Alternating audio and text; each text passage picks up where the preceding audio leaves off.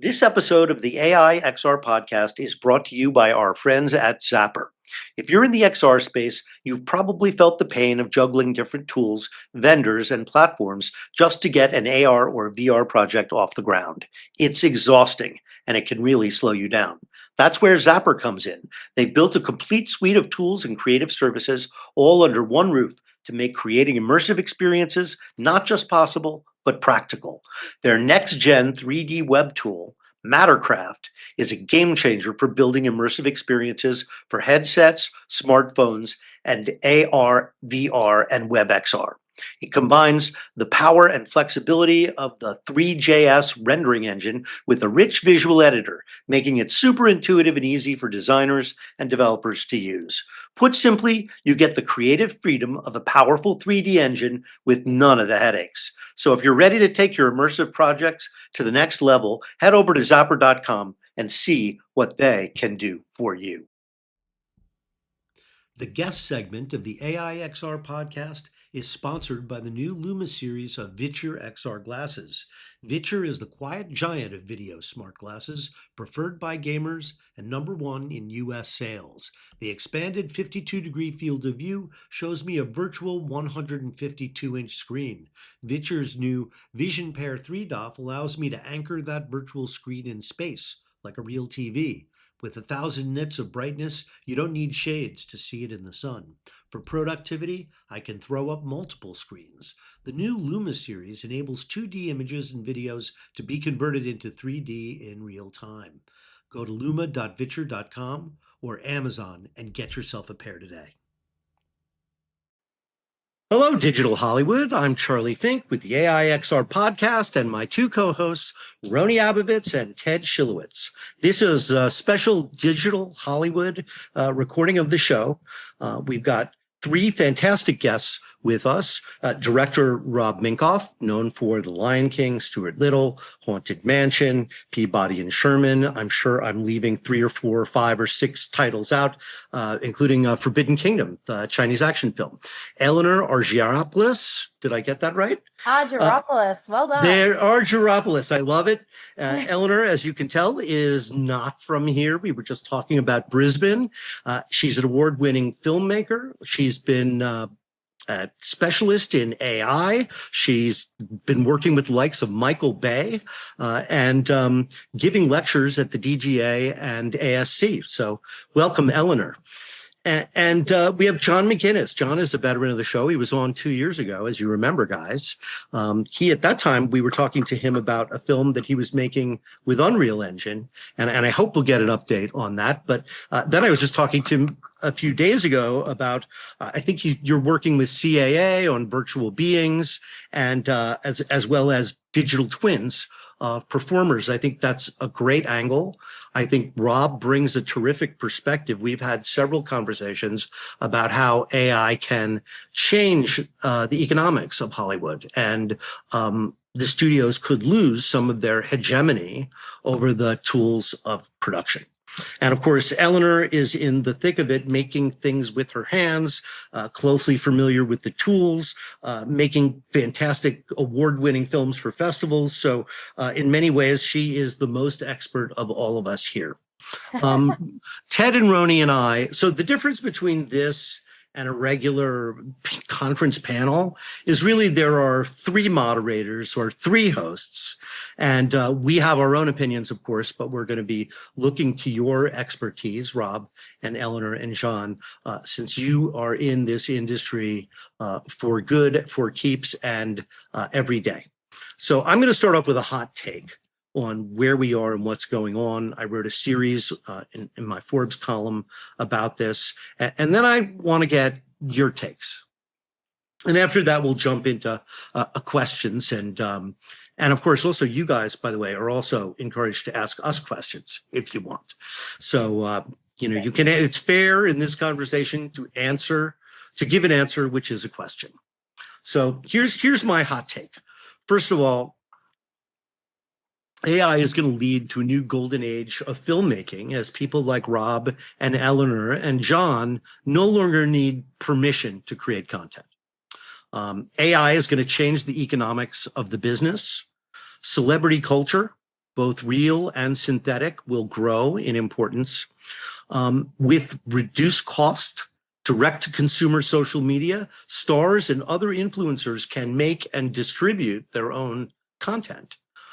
And then finally, I think in this world, IP, in addition to celebrity, becomes more valuable than ever because we're already being buried in a sea of AI slop. And so what is quality? What is real? Whose Star Wars stormtroopers are worth watching?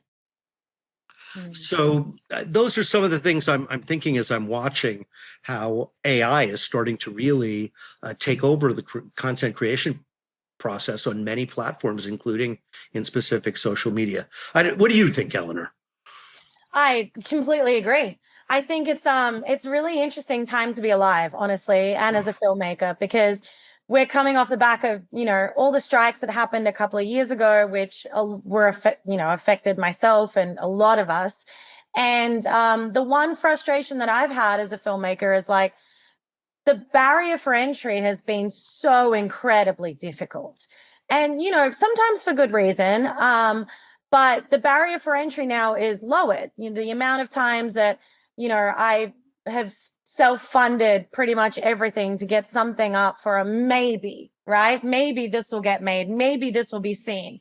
And it's just been like that for forever, which is, what it was. But I think now with AI, I would argue that it's made me more creative.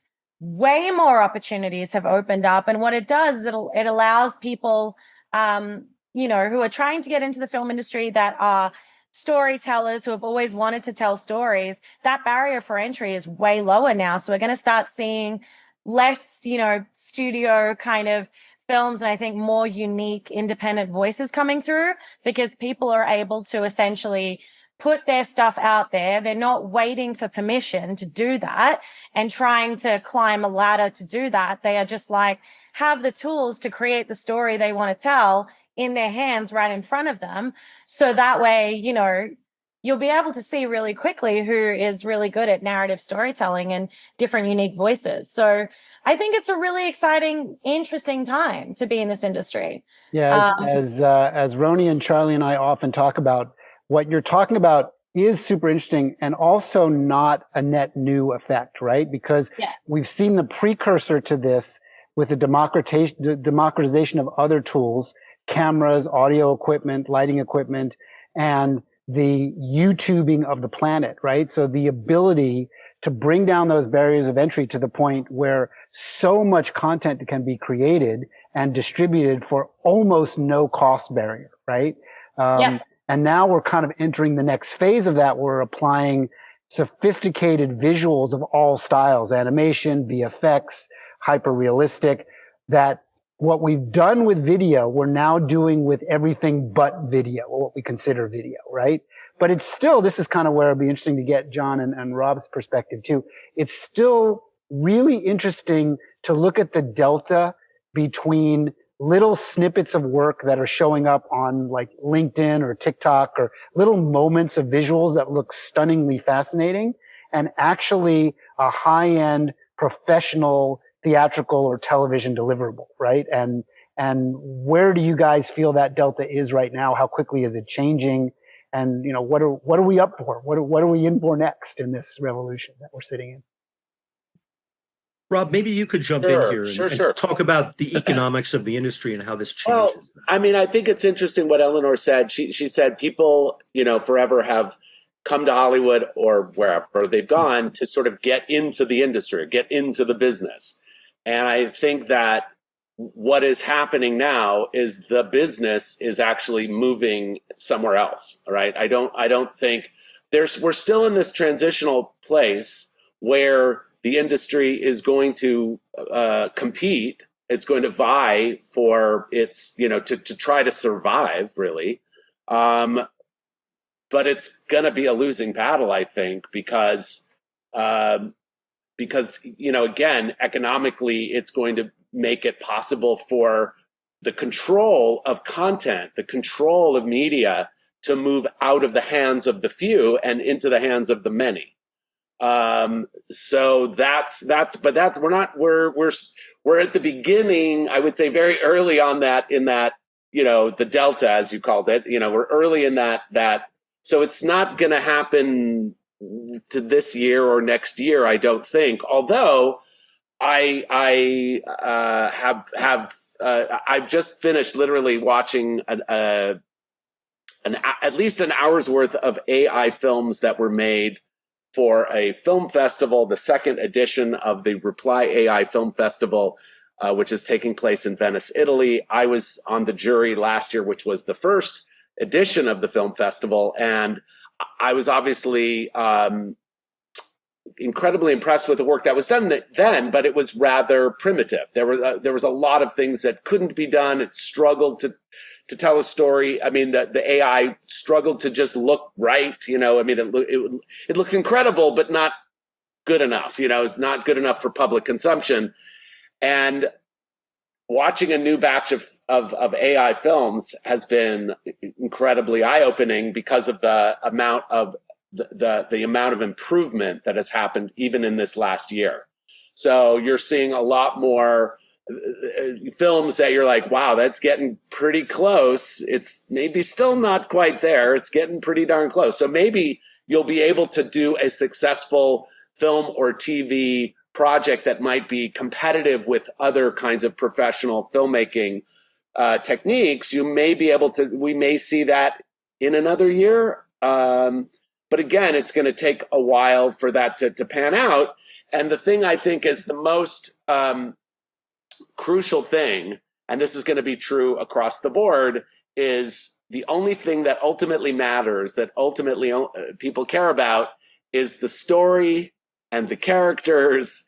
And at the end of the day, that is only what really matters. How it's done is, we're sort of in the middle of this revolution. And so we're all fascinated because our minds are being boggled by what is possible. And we're looking at it going, oh my God, this is incredible. But at the end of the day, it's the story that wins. And it's true of the films that I've been watching. When I watch a good film, I'm like, that was great. When I watch a really interesting experimental use of the tools, that's, it's a good idea, but it didn't quite work completely. You sort of go, it's okay. But again, what is possible is incredible, and what will be possible is even more incredible. Rob, I'm curious if within a year's time, and I'll refer to this terminology, I'll see if everyone here recognizes this. You see a version of AI from last year that I would say a lot of stuff looked like it was dipped in plastic or dipped in Jello. And within a year, the AI practitioners and all the code that gone into it has figured that problem out. So this year versus what you see last year, the plastic effect, I think, has gone away, which we saw a lot last year. I'm curious if you want to react to that. Yeah, I mean, what's interesting is that the films that were obviously submitted for this film festival were made during the last year.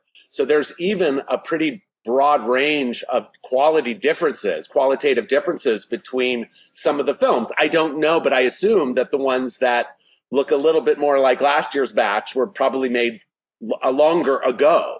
And that there are some submissions which I'm even like, wow, like that's clearly state of the art. I haven't seen anything done at that level yet. Like now I'm seeing it for the first time.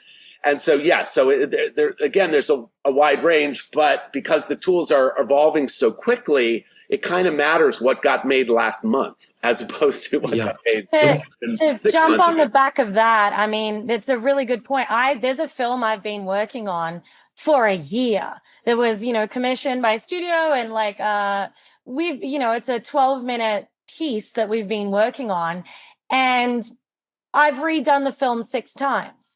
Because it's a very specific style that we're doing, and it wasn't doing it great last year, and like it could have been perfectly fine, but I'm just like, no. So I did it again, and then of course a new tool came out. So you go VO2, great, this is amazing, and then VO3 hits. You're like, well, now this comes with Foley, so let's go, because my sound science gets LTX so much Studio better. yesterday releases a model that does 60-second generations. Unreal. It's unreal. So yeah, it's constantly like changing. And if you're going to put something into a festival, to your point, Rob, like it really does matter what was done when, because you can tell the difference, which is also wild. Again, the interesting thing for me is looking at all of these films. I don't feel like I'm there to judge the quality of the AI per se. That I'm actually there trying to just judge the filmmaking and the storytelling and the direction and and there's a pretty big gulf even in that, where you say, wow, this is really sophisticated filmmaking, and then you say, this is a good idea, but it's a little rough around the edges. It's not the best version of this that could have been done. Like, the script could have been better. And again, those are the things that actually are going to differentiate, the creators. Like creators that are good with story, good with script are not going to go out of style. So I actually had said this on a panel that was at Chapman University because courtesy of Charlie. Well, Ellenor worked there too, yeah. But we did a panel recently, and we were talking about sort of like what are the skill sets that are going to continue to be important as AI evolves. And I kind of boldly said, there will always be room for the director and the writer, for sure. Because again, even though AI can do everything, it needs input, it needs feedback, it needs direction at the end of the day. It needs it can produce incredible results, but not as good as if you are a smart, sophisticated, filmmaker and storyteller, and can actually get it to do better work, which is funny, because when I started using AI, when I started using ChatGPT just casually, when it was sort of like, here's ChatGPT, I was like, oh my God. And I started to, have a conversation with AI. And what I realized is that it was literally no different than what my job is, right? My job as a director is to give a job to somebody and have them go away and do a good job of it. And they bring it back and I say, no, that's not quite right, or try this or do that and try it again. And they do it again. And you go through that iterative process until they end up with something that you like and feel like it works in the context of the film. And AI is no different. AI is like, how do you want it? I'll do whatever you want. I'll try it. I'll do the best I can, but I don't know what it is you want. I mean, I don't know what you're trying to do, but I'll give it to you. And again, AI gets smarter and goes, oh, okay, now I understand what I think you're trying to do. And AI has its own, point of view and style, not point of view, but style, which again becomes a kind of a negative thing about it. You sort of go, oh, you see the AI artifacts, you see like, oh, that's too AI. It's like, you don't want that, because that's not what anybody really wants. You want it to still feel like it's an organic thing. That's the high bar, is that it appears, and by the way, I've always said this about filmmaking. I said, it's basically a film director is like Dr. Frankenstein, right? What we're there to do is take a bunch of pieces and sew them together. What we're trying to create is life, right? We're trying to create this sense of organic life, and you want it to be beautiful, right? You want all the pieces to fit together and you want it all to be beautiful. You don't want the seams to show. And when it doesn't work, you get a Frankenstein monster, right? Where you go, oh, the head's weird and the arms are strange and it got bolts in the neck. It's kind of ugly. Like it's not. So every artist is trying to create life that looks organic, that has its own inner beauty. And so when you see the tool, like AI tools, being used in service of that, it's really impressive. So Charlie, can I throw? I just want to throw a fly in the ointment, just because we're having fun on the panel. But I guess Rob and team, the thing I would have you guys consider. Do you remember in the film Catch-22, there's a scene where there's a patient in the hospital, and he's got an IV bag, and then there's a urine bag, and then the nurse comes and switches the two. That is AI today, and that patient is the corpus of people. And the work we've created is going through us and coming out and then back again. So we're sort of in this like recycling thing. And like, it's not just going to that one patient body, but when I look at what AI systems are today, it's kind of that. And we're sort of in this reflective mirror, putting things through this blender and looking at it again and talking to it, but it's kind of like this weird mashup of us. So the best metaphor I could think of is like that patient in Catch-22 where like the nurse comes and switches it, and then like now AI films are feeding AI systems to feed more AI films.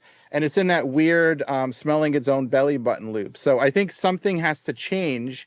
Otherwise we're going to, in this very weird place, right? Well, but I'm going to dispute that. I'm going to say that again, the filmmaker's vision is human and unique. And the only work that I care about is when the tool is being used in service of something of value, because the tool is creating the surface, right? An image, a shot is the two-dimensional surface, but it's all that matters is what's going on underneath. All that matters is the subtext. All that matters is the idea, the concept, and the execution of that concept has to be melded together, married. So yes, what I would say is what you're probably seeing is a lot of content that's being generated with AI tools, but is being generated by a filmmaker that may not have that much to say, right? But I agree with you 100%. I think the key thing here is if you really have vision, the current tools fight your vision because they want to do something else. Whereas if you started with a clean slate, you were forced to build your vision. So these tools have to adapt pretty radically, I think, to become what you're talking about. Yes, but as a filmmaker, I work with collaborators, right? I mean, I've spent my whole career, each movie has hundreds and hundreds of people working on them. So a collaborator, I mean, depending on who they are, but you're generally working with artists, and artists have their own point of view. And so what happens is you're saying, I'm the director, I'm trying to make this movie, and then I'm going to hire you because I think you're talented enough to do this, and I'm going to hear what you have to say to try to cast you properly so that I can see that our visions might be unified. But I've never worked with an artist ever that thinks the way I think or does what I would do. They are a human being with an individual point of view. And so getting them to do the work that I want them to do is part of the job. Meaning that's exactly what AI is. It does it for the most part the way it does it. And you go, well, that isn't quite what I want. And your job as a director is to try to get it to do what you want. And the more successful artists are able to do that.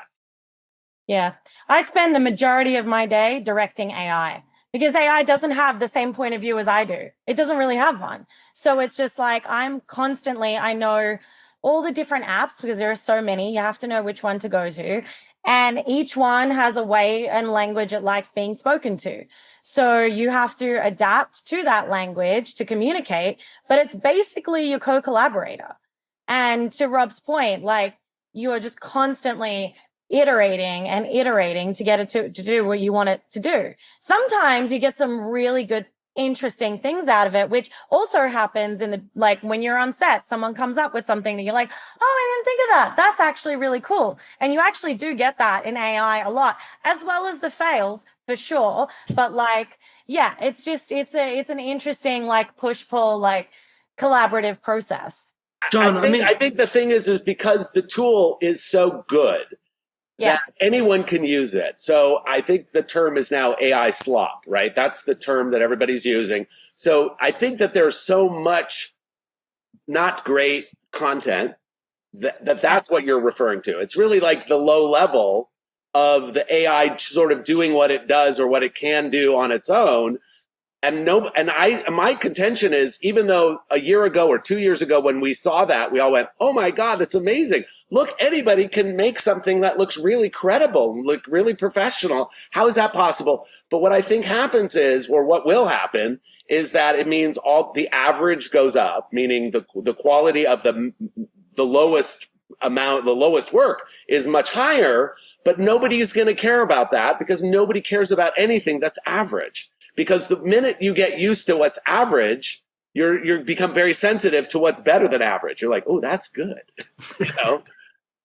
John, you've been very quiet here. I want to bring you into the conversation. I want to get your hot take. Not only are you using game engines, which I think is going to matter very much in this at some point because it's 3D and you can place the camera wherever in the world. But the issue, of course, is then what is the performer and how is the performer directed? And I think that's something you've been thinking about a lot. Yeah, I mean, I've been making a movie in Unreal for the past couple of years and really trying to revolutionize how we make something, how we monetize it in order to bring costs down, in order to give myself as a creator, as a filmmaker, more control over what I'm making. And one of the reasons I hit pause last year was because I saw what was going on with AI, and it's moving so rapidly that I'm like, okay, why do I go to my financier and ask for $500,000 when in 6 months' time, I might be asking for $100,000 and, with a much smaller equity stake in my project and be able to complete whatever it is I'm doing. And in the last few months, particularly, we've seen this just accelerate. So it's very interesting times. But I think in terms of, the projections in the future about what you're all talking about, I think you're all correct in different ways. I think you've got different, I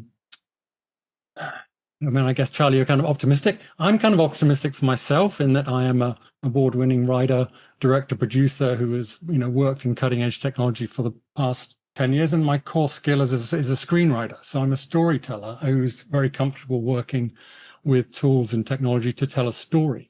And like Rob, I've said, I totally agree that it'll come down to, well, what's the story? So for myself, my own particular trajectory as a creative, I think that looks really good. But the whole industry is going to be massively disruptive in ways that we don't, well, I think we can see. I think a lot of people are extremely resistant to that. You touch on something that's kind of a third rail in all the conversations about AI that are going on locally here in LA, because nobody really wants to say what is clear to me, and I have no dog in the fight in this, at least anymore, but there is, over time and gradually, there will be a human cost to this transition. There will be, for example, it's already happening in the advertising industry. People are making ads for hundreds of dollars that would have cost tens of thousands of dollars last year. Generated by themselves. Last year. So there's a whole new advertising agency called Cartel that is built around doing that, right? Forget the $100,000. Give me $5,000. I'll make your commercial. And these are some talented filmmakers doing it. They can.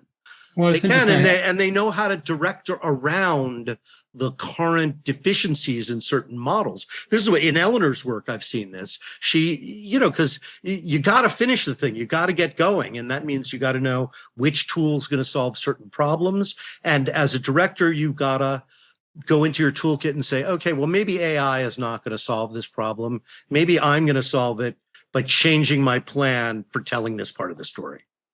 So, you have to understand the deficiencies. You have to know when to fold them, so to speak, because it is so time consuming, right? And here's one thing I would say is, we all talk about, AI is going to save time. It's going to, well, not for the director, main filmmaker, it's not, but instead of a crew and a bunch of trucks, they've got to manage the AI programs. So, still have to put in the time, but it's many fewer people. And so there will be an effect of that. If the 5% of the films that are made in Hollywood go to AI, well, that means 5% less catering and 5% less medics and teachers and drivers and assistant cameramen. So, those people, and, there's runaway production in LA, which is also a symptom of cost management, because people can't make enough money making films anymore. So if you can make it for $1 million less, well, you just made $1 million. And if you can go to Canada and make it for $3 million less, well, that'll already, justifies the whole venture. So the economics are really broken. It's hurting LA locally, but the industry at large is going to be dramatically changed, Sean. I didn't mean to interrupt you, but I think it's worth saying. And, I think if one of my kids wanted to be a costume or set designer, which is what my wife is, I would do everything in my power to stop them. Well, I think, Wait a second. Hold on. Charlie, I wouldn't do that.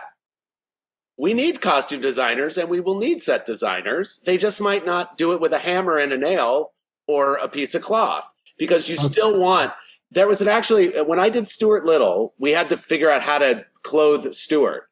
And we assumed we would just do it with the animation department, but the animation department, the results weren't great. And I had an idea, is that, I work with a costume designer. We've done a number of movies together. I'm going to ask her opinion. And she came in and she was like, oh yeah, you're doing this all wrong. Like, here's how you cut a fabric. Here's how you cut something to fit properly. Here's the seam that you need. Here's the this that you need. And the animators were like, fantastic, great. I had no idea. I didn't go to fashion school. I don't know anything about fashion. So I was doing what I could do. And a costume designer had a completely different take on it, a different perspective, and brought her skills to the table. So the truth is, we want people, human beings, to be making those decisions. They just might be doing it in a different way. Well, I've got the opposite view, so it might be a good contrast. Despite my desire to be the opposite, I actually think everything below the line will disappear. And we're looking at a scenario. So below the line, for any of the audience that don't understand this film term, is above the line is your, writers, directors, producers, talent, stars, and everything that actually makes the movie. Everybody that you're talking about, Rob, costume designers and everything else, is below the line. And I think we're looking at a scenario where below the line disappears. And it's one of the conversations I'm having with CAA, because obviously CAA has their client list of 3,000 of the top, most visible, talented actors on the planet. And then so if you take that as the scenario, as in below the line disappears, and then writers and directors become to preeminent importance because they can tell the story. And then the actual making of it, the cost of making it, almost drops to zero. So then it becomes, one of your early points, Charlie, it becomes like, well, how do you make something visible and good? So then it comes back to talent. Either, Brad Pitt's in it or somebody like that, or you have an IP, or, which I think is also going to become supremely important, is the delivery platform that it arrives on, which is either Netflix or YouTube.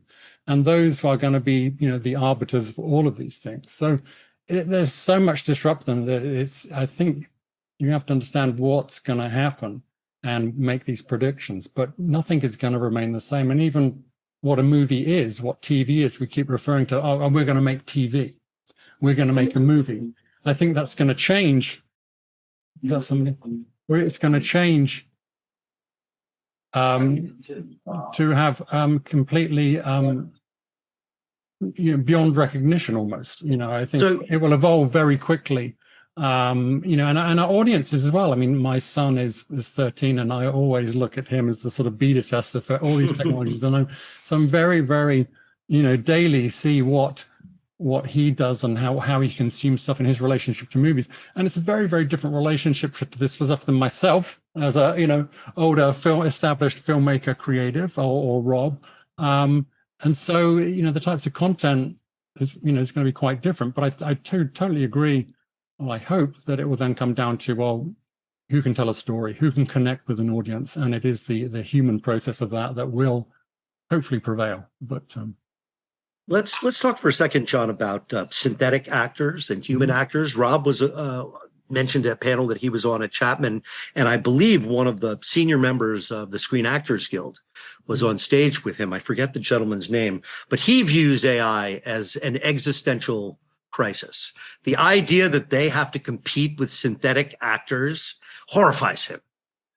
I will say that it would be very, very difficult today, hard for me personally to imagine, getting that kind of nuanced performance that we all relate to so emotionally, synthetically. But I suppose it's possible looking at all the AI slop. I don't think it really makes a difference. I mean, my son will watch all the 2 hours worth of cutscenes from the Spider-Man video game as equally as he'll watch the Spider-Man movie. It doesn't, that generation doesn't really care so much about that. And also the industry is already doing that. Back in 2018, I was trying to put together something with Morgan Freeman's company and CAA about, a digital avatar agency. But back then, nobody was like, well, what are you talking about? That you could monetize your likeness and have these synthetic performances and stuff. And of course, over the past 2 years, that's exactly what CAA are doing. They're busily scanning all of their actors and talent for this future that will exist in some form or another. So I think it's not going to be this sort of pearl clutching sort of horror about, oh, is it this or that? I think it will just evolve as the technology evolves and as audiences evolve. And of course, everything will come down to, is it meaningful for an audience? That's the only metric to kind of measure anything by. Rob is chomping at the bit to add something. So I want to, because I hear certain things and I think they need to be clarified.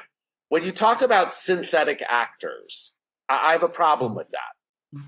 A synthetic actor. So let's just for a second talk about animation, right? What would you consider Simba?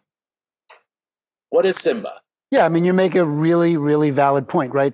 The point is that historically, animation is a combination of synthetic work and a human element, right? So AI brings this to an interesting new level of ability for many more economic strata to access what typically only directors like you had access to, that ability to create something that can be both human and synthetic in combination. Right? And so one of the things I actually mentioned to very dear friends of mine, one of whom has been a governor in the academy forever in the animation branch, and they were having a hard time because for the last 10, 20 years, there's been a conversation about animation versus live action, and we've seen the merging of the two things. And I actually did a panel 15 years ago at the academy where we were talking about that.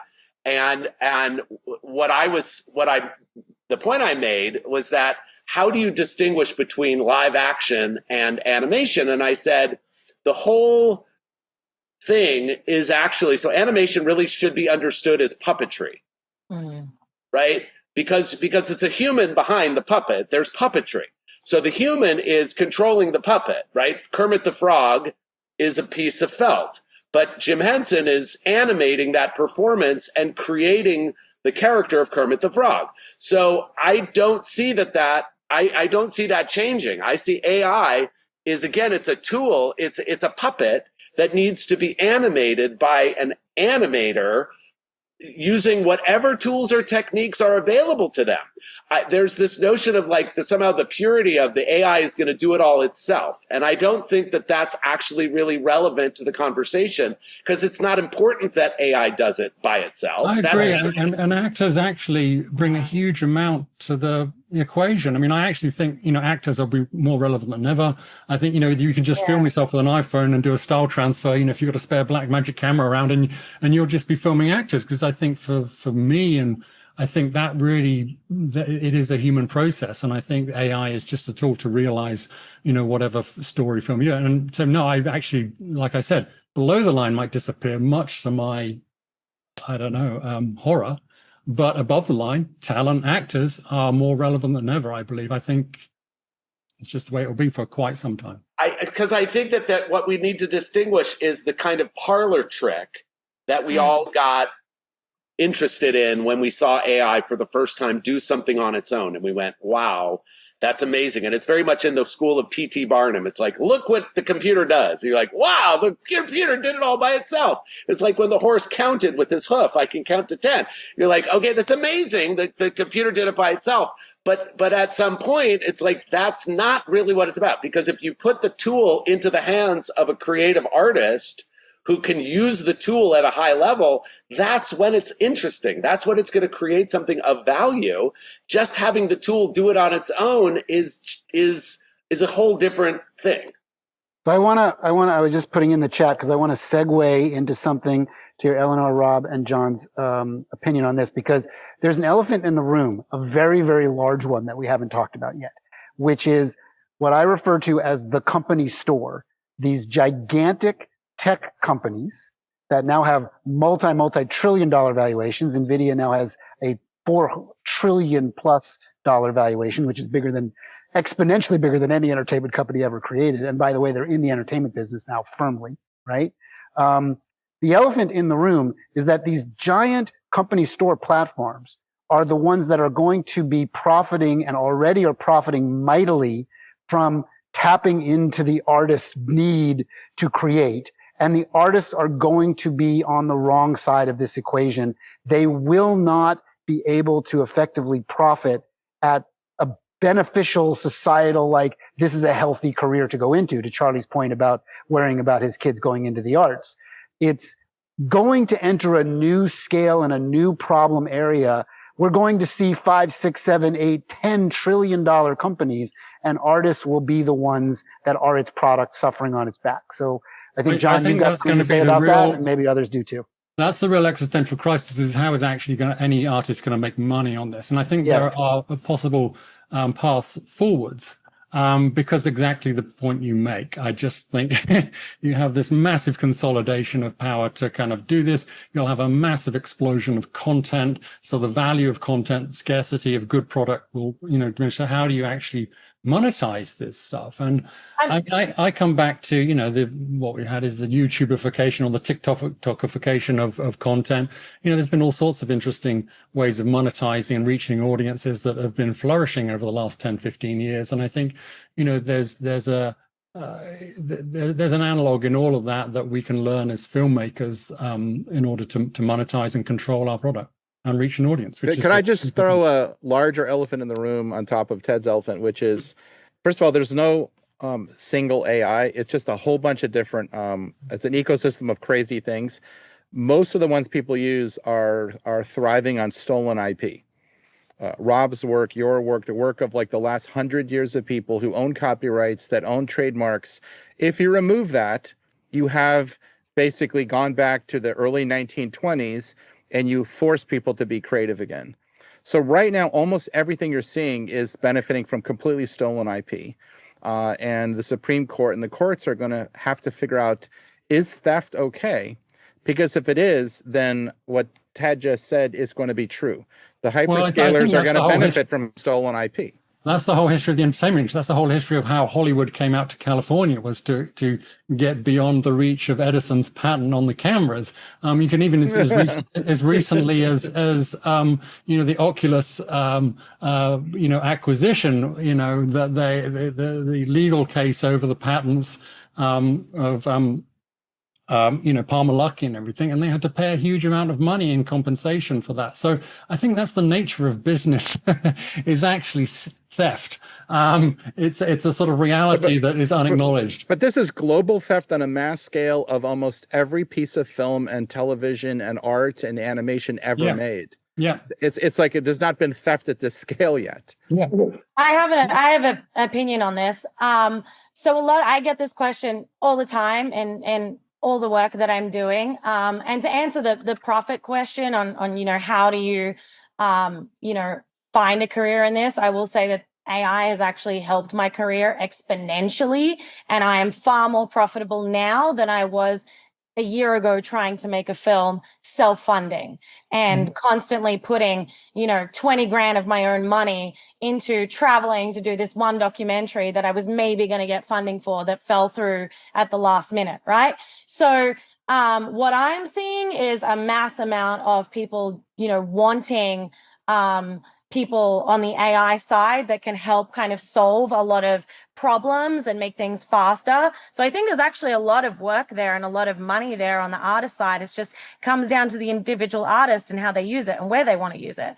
Now, on the theft of IP side, my thought is, yes, if you are using, Frozen, Disney, all those kind of elements to do this, social media, whatever, that's obviously not okay.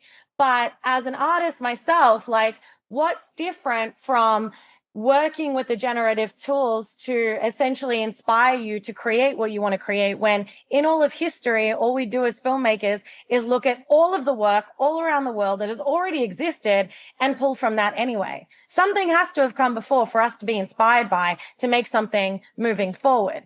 So now we just have it as a thing in our hands that we can, pull up references like this. And then I think the sweet spot is to protect yourself is actually creating, I make sure I kit bash a bunch of different platforms, incorporating hand drawings and then different styles from different places to then create my own, so that there is more human, work that has gone into it that we can say, that is clearly mine. I have not stolen. I've been inspired by X, Y, Z, but as artists, we've all been inspired from things all over the globe, throughout history. So I just think that this is a different version of that, and it's how you use it. Yeah, I think the copyright issue is a bit of a false flag in many ways. And I don't think that will, in 10, 15 years, that will be it's like, I totally agree with you, Ellenor, in that regard. And in terms of, copyright, I mean, the recent case that, Disney brought and lost, it already comes under copyright law. Like if somebody generates something from Marvel with AI, it still comes under copyright. Like you can't just make something that is somebody else's stuff. But so the fact that Disney's, it's kind of ironic that Disney does that, because Disney's pretty good at stealing other people's. If you're in the industry, you might know that. So, I don't know. And as a filmmaker, I'm out there to create my own vision, my own work, my own take on something. I don't, but it is going to be radically disruptive. I just think a lot of what we know as the industry in terms of, people being able to pay their mortgage and stuff is going to be radically changed. And that's we just push on this for a second. Like, Miyazaki, one of my favorite directors ever. Mm-hmm. The Studio Ghibli work was somehow ingested by OpenAI and spread everywhere. And Miyazaki rails against this. Yeah. And nobody asked him. No one got their permission. And it's like they've taken a life body of work, which people love. And now it's like on anything, someone peeing in the toilet, whatever it is. So it's like, that's what this is doing. That's the history of capitalism. I mean, so in the early 20th century in music, Alan Lomax went around America and recorded all these recordings of like bluegrass, just people in America making all these foundational recordings that were the basis of 20th century music, everything that came after that. And so you had this massive, musical ethnographic catalog of this stuff. Guess who owns the copyright to all those recordings? He does. He did. And so it's nothing new, and I think you have to look at the nature of capitalism rather than necessarily the nature of AI in this.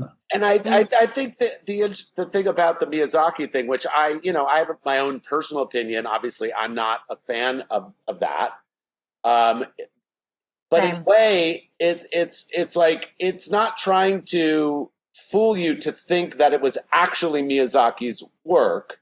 So I put it under the realm of like fan art. Right. Yeah. There's people doing fan art, and that's over there, and it does not detract from the quality. In fact, in a way it enhances the quality of the original because isn't Miyazaki's work so amazing that somebody would even care to do this sort of thing? And why are they doing it? Because they're fans of it, because people around the world are fans of it, and people want to be able to sort of do their own Miyazaki thing. I get where Miyazaki's coming from, and he's like saying, I don't want anything to do with AI. Everything I do is done by hand, which I, used to do when I started my career at Disney.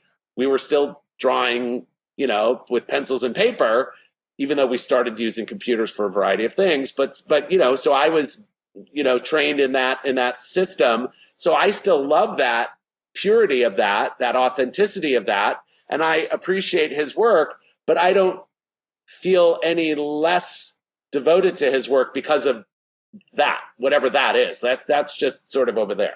Yeah, it's a bit of this sliding scale between what we call inspiration versus imitation, right? Yeah. What we call a desire to emulate those that we inherently are fans of or have a certain love and revere for and want to follow in their footsteps versus actually steal their footsteps. And to Rony's point, it's a very interesting gray area now what technology can do. Yes.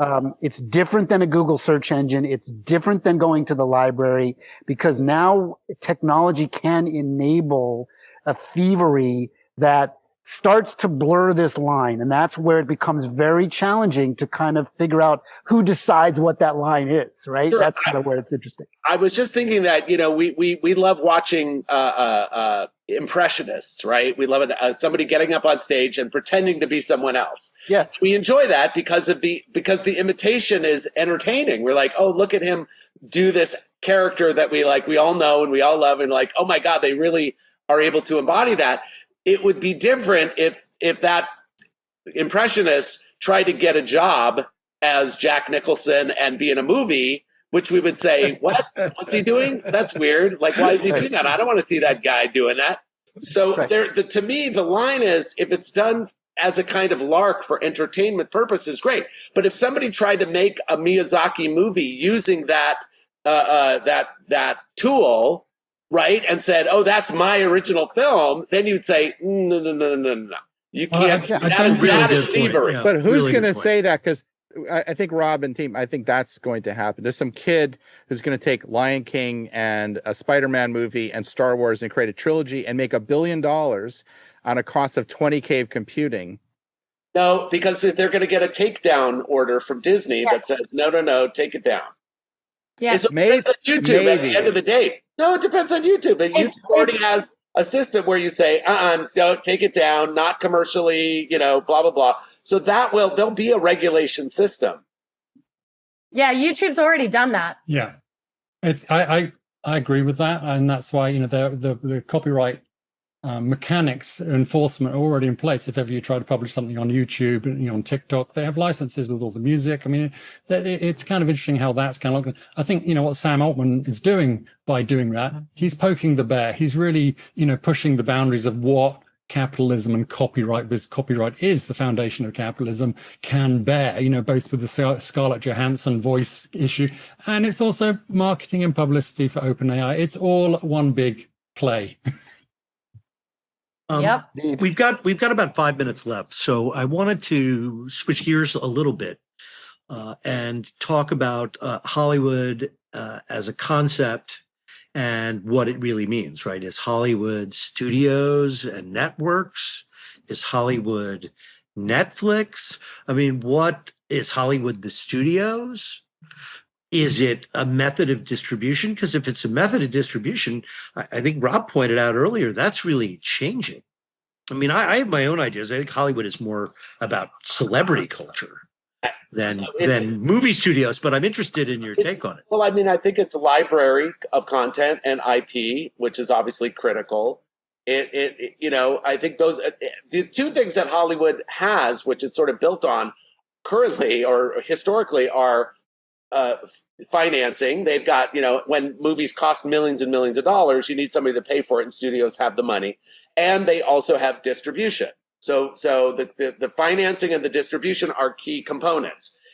Where those go, if financing becomes less critical. First of all, I wanted to answer you, John, because I wanted to say that even though a production might cost zero, that's not important. So I want you to factor that into your equation, because just because it can cost zero doesn't mean that's the most important thing. So if you spend a little bit more to get a little better result, as long as you're spending far less, then the implication for that was there'll be much more content and good quality content being made, because people like myself, I've got a slate of scripts that never got made in Hollywood, and what if I could go and make these 5 feature films by myself with a very small team? So exactly. There'll just be a lot of folks like us producing some pretty good movies, but what is the relevance within the culture at that point? And the question then is, where do those movies get played? Where's the distribution for those movies? And I do think that is going to continue to be important. And that can be disrupted as well. I mean, YouTube has the eyes of the world. Netflix has the eyes of the world. But, there will be systems which will, disintermediate that kind of distribution system. Do we think that's going to lead to the tech companies acquiring the entertainment companies? I mean, we saw Amazon buy MGM. Is YouTube going to buy NBC Universal? Is, Meta going to buy Disney? I think traditional media is almost making itself valueless. So it's not even that it becomes something that you buy or acquire; it just becomes irrelevant in the culture. Yeah, Ted, you were at Paramount. You were at Paramount while the pot started to get stirred about the acquisition. Sure. And I thought the numbers were kind of absurd. Like, what? Paramount's worth $10 billion? Mm-hmm. I mean, Meta wouldn't even notice that. That's 1/10 of what they've spent trying to develop XR. Right. The ultimate provability there is that if you want to have a profitable entertainment first company, it needs to not be a screen-based first company. It needs to actually be a entertainment in the real world resorts, cruise ships, theme parks is where the real sort of profit potential is. And the marketing sort of layer on top of that is your movies and your TV shows that you release. I have a fairly strong instinct and bet that Netflix, now that it has built enough IP and enough catalog titles, their next foray is moving into theme park culture and building Netflix-based theme parks around the world.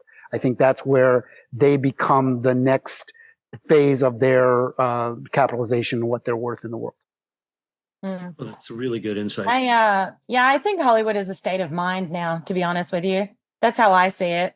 It sounds really cheesy, but to me, it just feels more like the nostalgia and illusion and, you know, the things that live in this dream state rather than, you know, the actual operations of it all.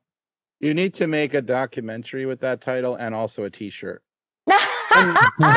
Remember where Hollywood came from, right? State of mind. Yeah, just perfect. remember where it all came from. Hollywood right? is an illusion, right? It is. And it got created into a version of reality that has a lot of very easy ways to poke at it. And the easiest way to poke at it over the last 40 years has been technology, right? Yep. So now with AI, that poking mechanism is maybe the strongest poking mechanism we've ever seen. Yeah. Computer revolution was the first poking mechanism. Now AI is tied to computer is very, very large spades and hammers attacking that illusion. So it's a very interesting time for us to literally you should go make that documentary with AI, sell it to Netflix on Monday, have a whole merchandise thing with like that's the speed of where these things are going, and by Tuesday it's forgotten. Yep I agree. All right. Well, I think that about wraps up our panel, everyone. Thank you for listening. Thank you to Victor Harwood of Digital Hollywood for bringing us all together again this summer, as he did last summer, to talk about the developments in AI, which continue to excite and distress everyone. So I hope we get to do this again next year. It'll be crazy to see where it's all gotten, given how fast it's already moved. So Ellenor, Rob, John, thank you for joining us for this special episode of the podcast, and we'll see you all at our usual place on Apple and Spotify and whatever great podcasts are found.